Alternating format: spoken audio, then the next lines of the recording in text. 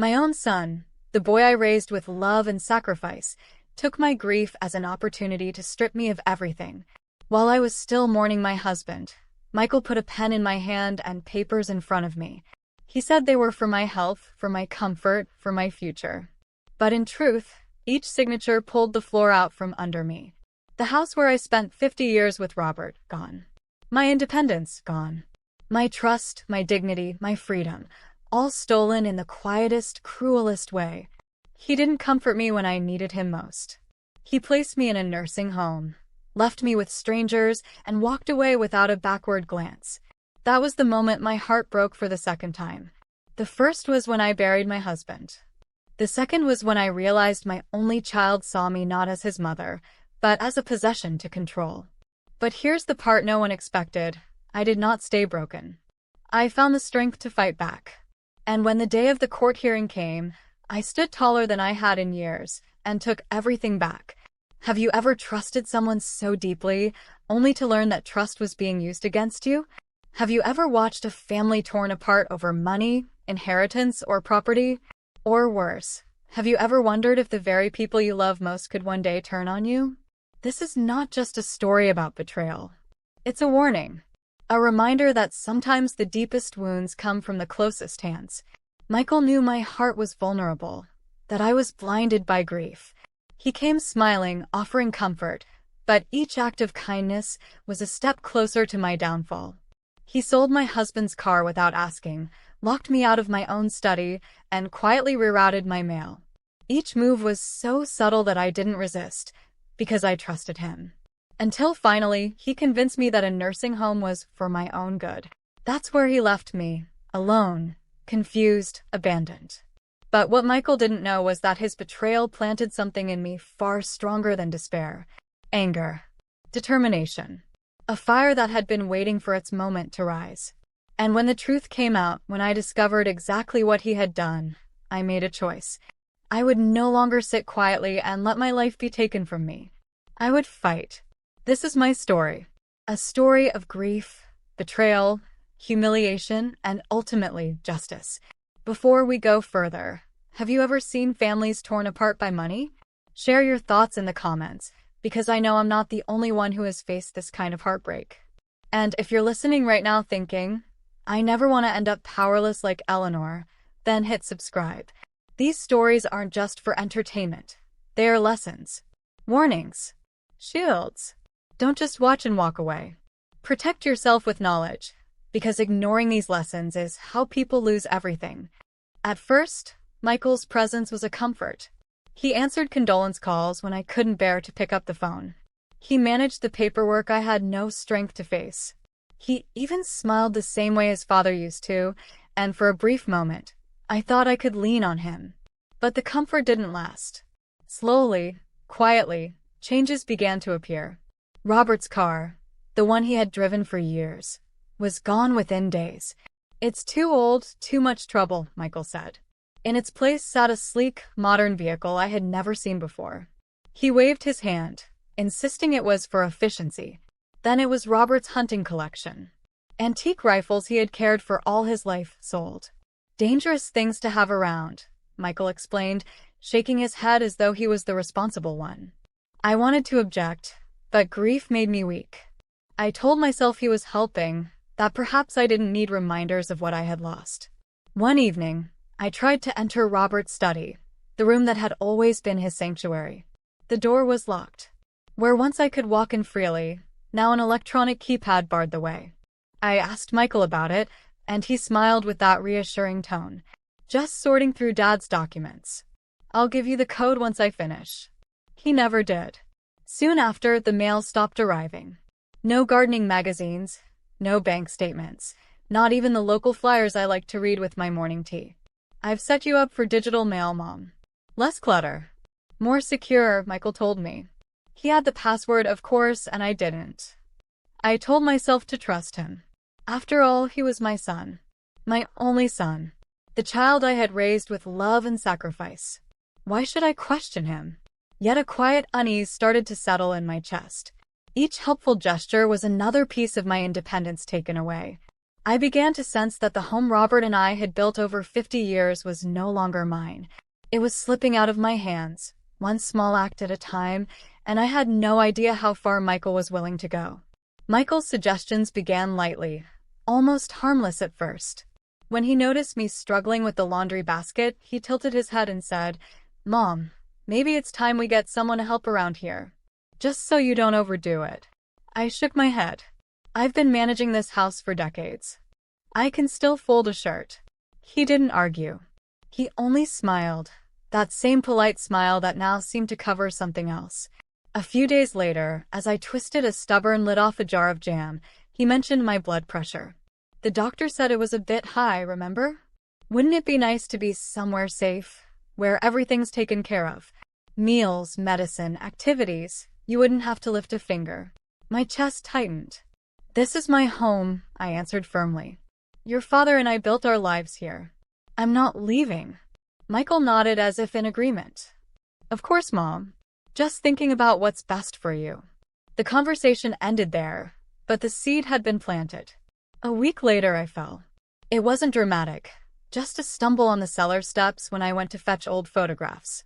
I bruised my knee and felt shaken, but I managed to get back on my feet. That night, when Michael called to check in, I told him about it. His tone was calm, too calm. Not worried, calculating. The next morning, he appeared at my door, papers in hand. His face wore an expression of quiet authority. "Mom, I've made a decision. It's temporary, just until you're steady again. I've found a rehabilitation center that will give you the care you need." My stomach turned cold. "No, Michael. I said I'm not leaving this house. It's only for a few weeks," he pressed, his voice dripping with patience, the kind you use on a stubborn child. "Just until you're strong again. You'll be back home before you know it." I wanted to refuse, but I was exhausted, grieving, and frightened by my fall. His words slipped into the cracks of my fear. My hands trembled as I signed the forms he pushed toward me. I told myself it was temporary, a short pause in a life already broken by loss. I packed a small bag, some clothes, Robert's wedding photo, and my favorite novel. I thought I'd return soon. But what awaited me was not rest, not care, but abandonment. The moment we pulled into the parking lot, dread settled in my stomach. I had imagined a bright place with open spaces, maybe a few friendly faces to soften the edges of my grief. Instead, the building looked tired, its windows dull, its walls gray. Inside, the air smelled faintly of disinfectant and something older, harder to place. The woman at the front desk barely lifted her eyes when we approached. She spoke to Michael in hushed tones I couldn't catch. His expression, once soft and reassuring, hardened into something I had never seen before, cold, distant, final. He didn't hug me goodbye. He didn't even squeeze my hand. He left me standing there with my suitcase, as though I were a stranger, not the mother who had carried him, fed him, and loved him all his life. I watched his back as he walked away, his new car pulling out of the lot without so much as a glance in the rearview mirror. That was the moment I realized this wasn't temporary. I wasn't here to recover. I was being left. My room was a small box, a single bed, a dresser, and a window overlooking the parking lot. Nurse Brenda, a woman with tired eyes, unpacked my clothes with mechanical precision. She told me I'd be just fine here, but her voice carried no comfort. The days that followed were worse than I could have imagined. Meals delivered on trays, polite but detached greetings from staff, and hours of silence broken only by the faint murmur of televisions in other rooms. Around me, residents drifted like shadows, some rocking in chairs, some staring blankly, some muttering to themselves. It was as though time itself had stopped, trapping us in endless waiting. I sat by the window each evening, staring at the street lights flickering on, wondering if Michael would call. He didn't. My only child had cast me aside, and the life I once knew was vanishing behind locked doors and lost mail. It was a cage disguised as care. And the worst part wasn't the loneliness. It was the betrayal. Too many people think betrayal could never happen in their family. Even me, I thought the same, until it did. If you believe no one is safe from this, subscribe right now. And if you disagree, Tell us why in the comments, because this is happening far more than people want to admit. My first week at Grand Oak passed in a blur of silence and small routines. The walls of my room pressed inward, plain and unwelcoming. I had traded my warm home for 4 corners and a window that looked out only onto the parking lot. The street beyond might as well have been another country. I was cut off with no key to return. Meals arrived at fixed times, served on trays that slid onto my nightstand without ceremony. Breakfast, lunch, dinner, delivered by a rotating cast of staff who rarely looked me in the eye. The food was tasteless, the conversations shallow. I forced myself to eat, not because I had an appetite, but because hunger reminded me I was still alive. The lounge became my reluctant refuge. Chairs lined the walls, a television flickered in the corner, and residents gathered there as if by habit rather than choice. They were like shadows of people once vibrant. One woman rocked slowly in her chair, whispering names no one else recognized. Another man stared endlessly at the muted television, his gaze fixed as though waiting for an answer that would never come. I realized quickly that many around me were lost in memory, their minds retreating into places I could not follow. It was worse than loneliness. It was like living among ghosts. Their presence was a constant reminder of where I had been forced, of what my son believed I belonged to, a world stripped of purpose, waiting for time to run out. At night, the silence was heavy, broken only by the sound of carts rolling down hallways and the occasional cry from another resident's room. I lay in bed, staring at the ceiling, clutching Robert's photograph. The house we had built together felt like a dream I had woken from too soon. I wasn't in a place of healing. I was in a waiting room for the forgotten. Days blended together until I could barely tell one from the next. Morning meant a nurse opening the blinds without asking if I wanted the light. Noon meant a paper cup of pills placed in my palm with a glass of water. Evening meant the same staff moving from room to room with clipped instructions and polite smiles that never reached their eyes. I tried to speak with the other residents, to carve out a sliver of human connection in that hollow place. But most of them were too far gone into their own worlds. One woman only repeated the same line again and again about her childhood home. Another would burst into tears mid-sentence and then fall silent, lost. It wasn't conversation. It was echoes of lives slipping away. I turned to the staff, hoping for warmth, but what I found was routine. Nurse Brenda, the one who had unpacked my clothes on that first day, became the face I saw most often. Her words were efficient, her tone clipped, as though her kindness had been drained by years of repetition. She did her job, nothing more, nothing less. Even the lounge offered little relief. Some days I'd sit for hours watching the clock on the wall, each tick a reminder that my son had locked me out of the only world I knew. I thought of Robert's study, his armchair, our garden. The things I loved most were no longer mine, and I had been left with nothing but a sterile room and strangers who looked right through me. I had once believed growing old meant being surrounded by family, passing down stories, and being treated with respect. Instead, I felt discarded, hidden away where no one would see me fade. Each night, as I lay with Robert's photograph pressed to my chest, I felt my wool slipping. I was close to accepting that this was it, that Michael had decided my life was no longer my own. One afternoon, I noticed a younger nurse rushing back and forth between rooms. She was different. Her movements were quick, but not careless, and her eyes carried something I hadn't seen since Robert passed: kindness. Her name was Jasmine. She wasn't much older than my grandson would have been, had I been given one. When she came to deliver my meal, she paused for a moment. "Are you doing all right, Mrs. Davis?" she asked, her tone soft, genuine. No one had asked me that since I arrived. I nodded, but something cracked inside me. "I'm fine," I said automatically, though I was anything but. She looked at me longer than most would, as if she could see through the words I didn't say. The following day, I found her in the lounge, fiddling with a copier that had jammed. "These machines always win," she muttered under her breath. I surprised myself by offering, "Would you like me to try?" She laughed, an actual laugh, not the rehearsed kind I had grown used to. That sound alone lifted a weight I hadn't realized was crushing me. Over the next few days, Jasmine became a small light in an otherwise dark routine. She greeted me with warmth instead of obligation, and when she lingered, she listened.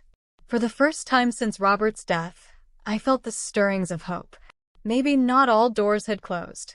Still, every night when I returned to my room, I thought of Michael, my only son, who had left me here without hesitation.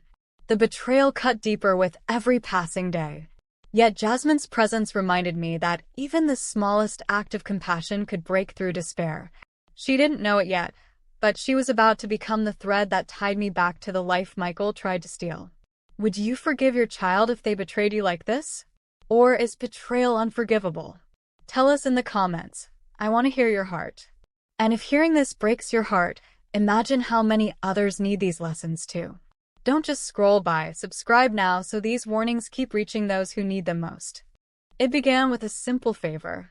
One afternoon, I caught Jasmine in the hallway and lowered my voice. "Could you do something for me?" I asked, afraid even of the walls listening. She hesitated but leaned closer. "What is it?" "My mail. I don't get it anymore. Could you check the address they have on file?" Her expression tightened, but after a pause, she nodded. "I'll see what I can do." The next day, she returned with a slip of paper folded into her palm. Her voice dropped to a whisper. "This is the address on record for you now." She handed it to me, a post office box I had never seen before. The truth hit me with icy clarity. Michael had redirected my mail. Bank statements, insurance notices, every piece of my life now flowed through him. That night, anger kept me awake. My son had not only placed me here, he had cut me off completely. The following afternoon, opportunity appeared. Nurse Brenda left her office unattended, and through the window, I noticed a computer left running. My heart pounded as I stepped inside. The screen displayed a folder marked resident files. My fingers shook, but I clicked through until I found one with my name. Inside were documents, stacks of them, each bearing my signature. I scrolled quickly, admission forms, insurance claims, but then my eyes froze.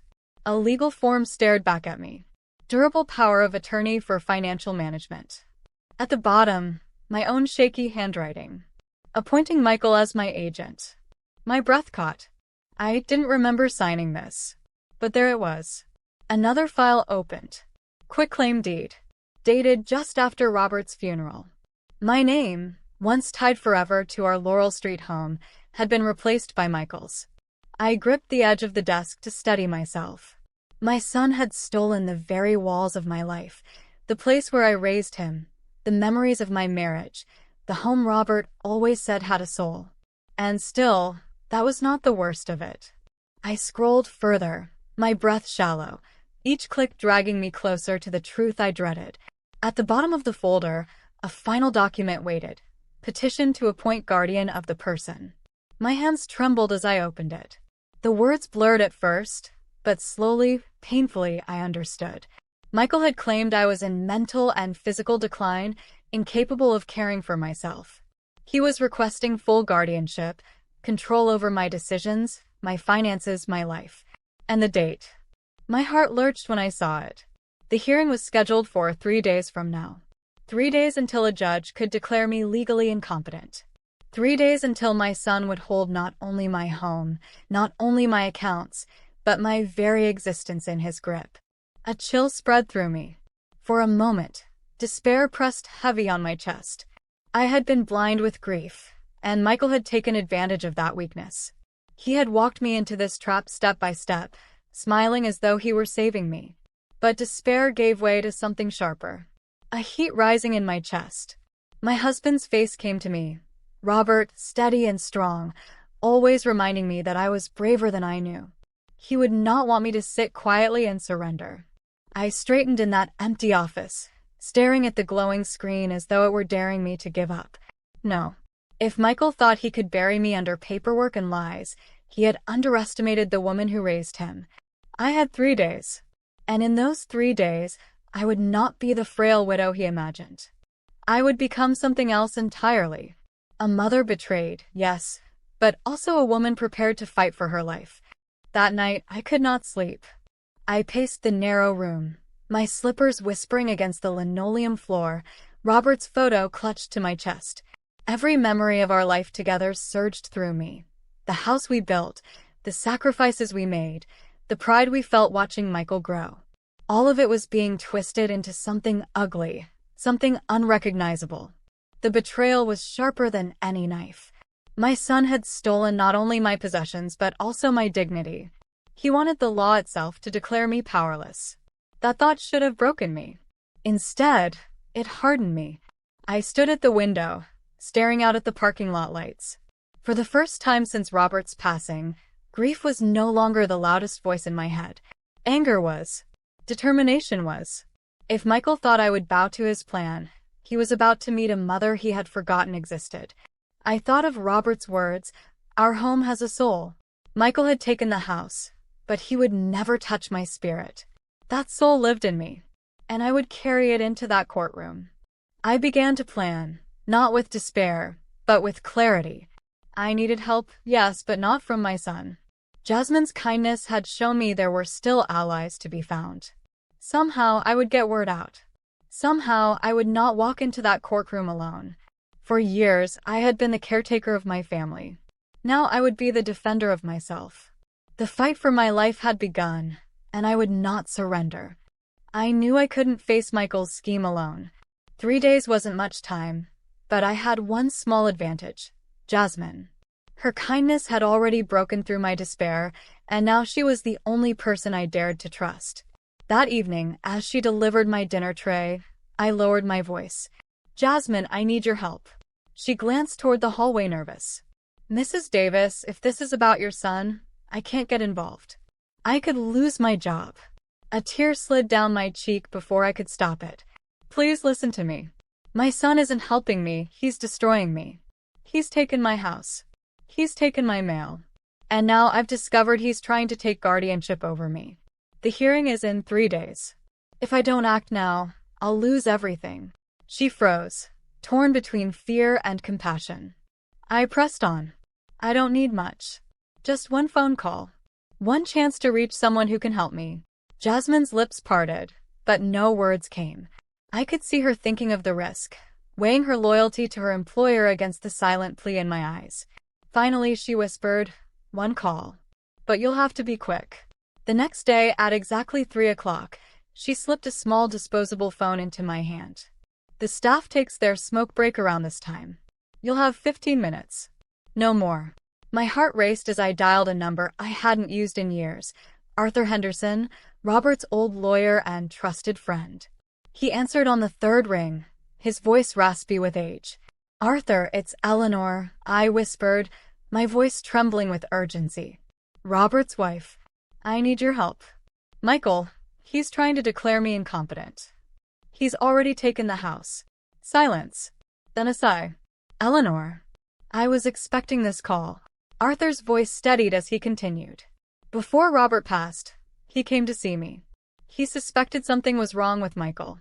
He told me money was disappearing from his accounts, amounts small enough not to draw attention, but consistent enough to raise alarms." My hand tightened around the phone. "You mean Michael had been stealing from his father?" Arthur sighed. "Robert feared it. But he didn't want to confront him without proof. Instead, he made preparations. He wanted to make sure you would be safe if Michael ever crossed the line." My pulse quickened. "Preparations? What kind of preparations?" There was a pause. Then Arthur spoke with quiet weight. "Robert had a private portfolio. A trust fund he built over years, separate from everything you knew. It was meant to secure your future. The records of it are in a black notebook. It contains account numbers, passwords, and detailed instructions. Robert kept it hidden in his study, inside the drawer with the crack at the bottom. The key to the deposit box, where additional documents are kept, was under his favorite book on the third shelf. He told me if something happened, you were to have it." I pressed a hand against my chest, my heart pounding. I had lived beside Robert for decades and never knew he had created such a safeguard. But the study is locked. Michael must have found it by now. Arthur's voice sharpened. "Even if Michael has the key, the notebook is your lifeline. Without it, he cannot touch the trust fund. That notebook proves your competence, Eleanor. It proves Robert trusted you, not him. You must get it before the hearing. Tears stung my eyes. For the first time since Michael's betrayal, I felt something stronger than despair, hope. My husband had seen this day coming and left me a weapon. I don't know if I can, I admitted. Michael controls everything. Arthur's reply was firm. Then find someone who believes in you. 3 days is not long, but it's enough if you act quickly. I closed my eyes. There was only one person I could turn to. Jasmine. That night, I slipped a folded note into Jasmine's hand as she collected my dinner tray. Her eyes flicked to mine, curious but wary. Please, I whispered. It's my only chance. Later, when she returned to check on me, she unfolded the note in the corner of my room. I had written the details Arthur gave me. The desk, the cracked drawer, the hidden notebook. Jasmine bit her lip. Mrs. Davis, this could cost me everything.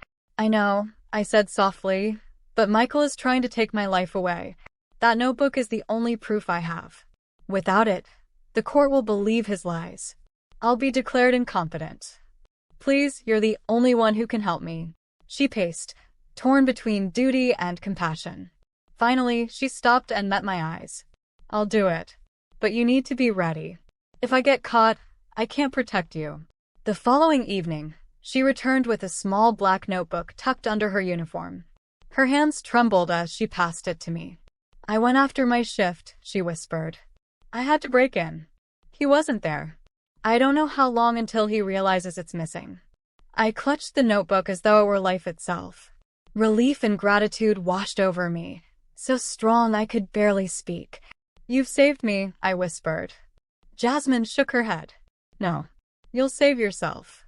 Take this into that courtroom and make them listen. For the first time in weeks, I felt like Eleanor Davis again. Not a widow discarded in a nursing home, but a woman with a weapon in her hands, ready to fight for her freedom. If you had just 3 days to save your entire life, who would you trust to help you? Share your answer in the comments. I'm curious who your true allies are. Some people might be watching without subscribing thinking, I'll do it later. But later is how I lost everything. Waiting too long, trusting too much. Don't repeat my mistake. Subscribe today, not tomorrow. Thursday morning arrived like a storm I couldn't avoid. A van from the nursing home drove me into the city, each mile pounding louder in my chest. When the courthouse came into view, I gripped the black notebook so tightly my knuckles whitened. It was my lifeline, the last piece of Robert's protection, and the one thing Michael never expected me to have. Inside, the courthouse buzzed with quiet tension. Lawyers shuffled papers, families whispered, and officials hurried back and forth. But to me, it felt as if the entire building was holding its breath, waiting for my fate to be sealed. Michael was already there, dressed in a sharp suit, whispering confidently to his lawyer. His expression was calm, smug even, like a man certain of his victory. When his eyes flicked toward me, I expected warmth, some trace of the boy I raised. Instead, I saw only dismissal, as though I were already gone, a burden signed away with a gavel's strike. The bailiff called my name, and I rose slowly, every step toward the witness stand heavy with the weight of betrayal and defiance. My son sat across the aisle, his jaw firm, his gaze unyielding. He believed this was his day. He believed the law was already his ally. He had no idea what I carried in my hand. The questioning began with Michael's lawyer, a polished man who carried himself with rehearsed confidence. He looked at me as though I were already defeated.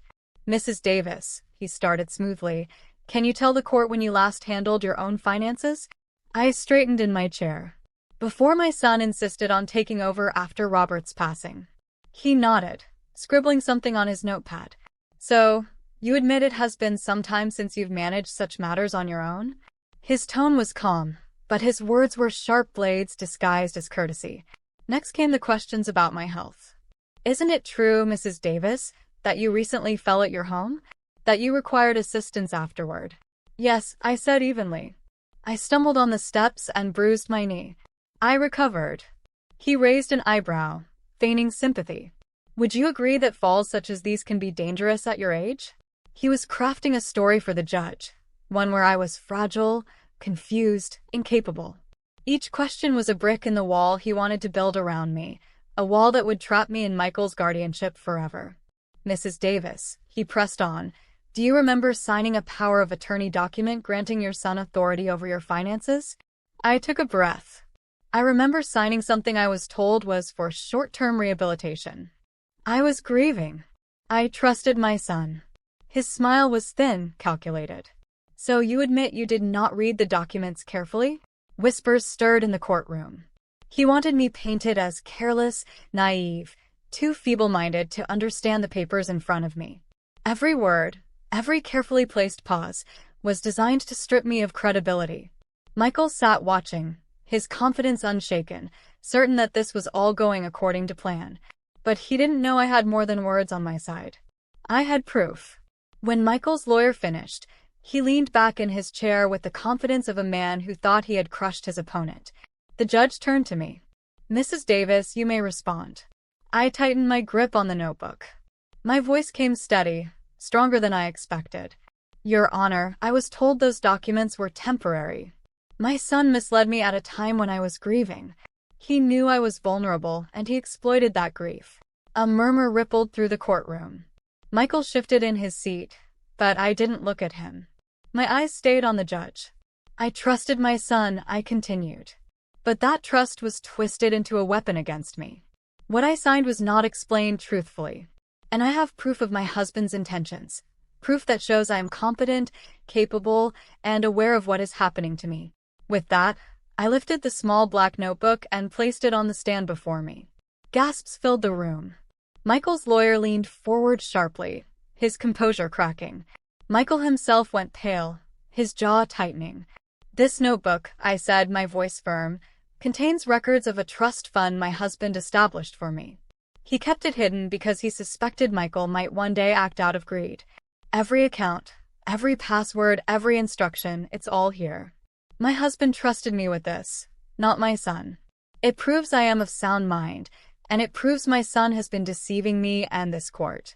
The judge leaned forward, studying the notebook as though it were glowing with weight far beyond its size. The silence in the courtroom was electric. For the first time, Michael's mask of confidence began to crack. He whispered urgently to his lawyer, his eyes darting toward me, no longer dismissive but desperate. I had been painted as weak, confused, incompetent. But at that moment, I stood not as a victim, but as a woman reclaiming her life. The judge called for a recess to examine the notebook. Lawyers clustered around, whispering furiously, while Michael's face drained of color. He no longer looked like the confident son ready to take everything. He looked cornered. When the judge returned, his voice carried the weight of finality. The power of attorney and quitclaim deed signed by Mrs. Davis are deemed void. They were obtained under misleading circumstances. Furthermore, the petition for guardianship is dismissed with prejudice. An investigation into Mr. Michael Davis's financial dealings will commence immediately. The gavel struck, echoing through the courtroom like thunder. For a moment, I simply breathed.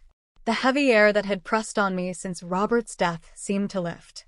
The house, the trust, my dignity, they were mine again. Not gifts from the court, but rights restored. Michael leapt to his feet, his voice cracking with protest. She doesn't know what she's saying. She's old, she's. Enough, the judge interrupted, slamming the gavel once more. Two officers stepped forward, their presence firm, guiding Michael away. His struggles and shouts grew smaller as he was led from the room, swallowed by the silence of his own undoing. I rose from the witness stand, notebook still clutched in my hand. The courtroom no longer felt like a place of judgment. It felt like a battlefield I had survived. As I walked past the rows of seats, heads turned, some nodding with respect. I had not only defended myself, I had defied the son who thought he could bury me under lies. Outside, sunlight poured across the courthouse steps. I stood tall, breathing in the air as though for the first time in years. I was not the woman who had been abandoned in a nursing home. I was Eleanor Davis, the woman who fought back, who refused to surrender, who had taken everything back. If you felt chills when I held up that notebook, you already know why this channel matters. Because every story has a lesson. If you're watching unsubscribed, ask yourself, why deny yourself strength? Hit subscribe, and if not, at least explain why in the comments, because I want to hear your truth.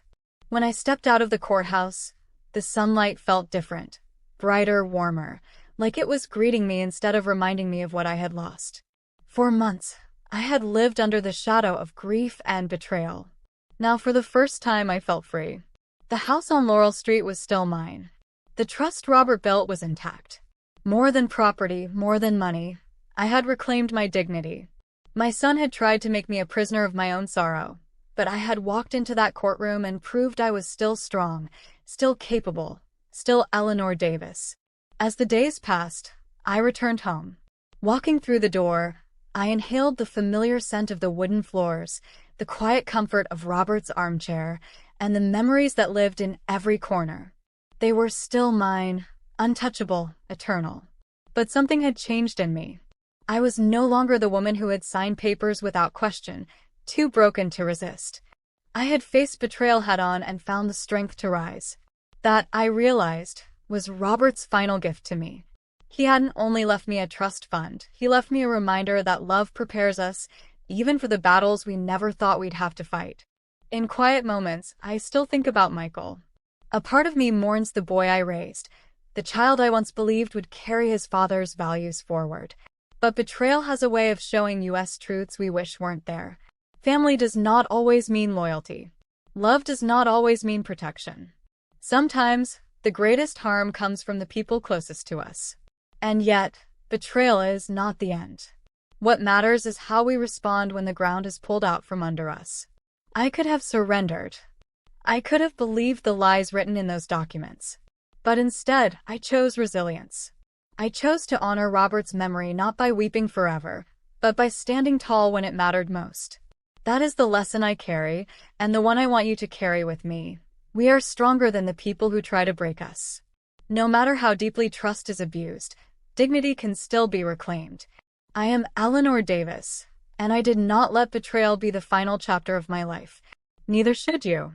Stories like mine remind us, life can change in one betrayal. Subscribing isn't just clicking a button. It's joining a circle of wisdom where no one has to face these truths alone. So subscribe. And if you truly feel you don't need these lessons, I challenge you. Tell us why in the comments. Thank you for watching.